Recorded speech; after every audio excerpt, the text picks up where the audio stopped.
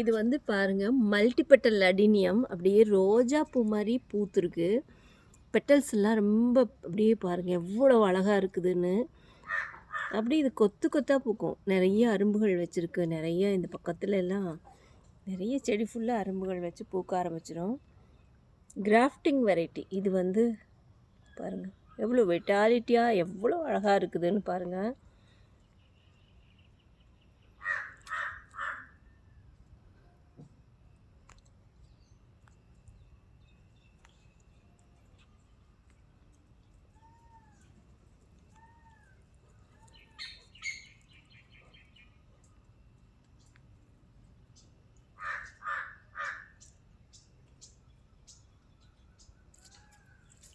மாறி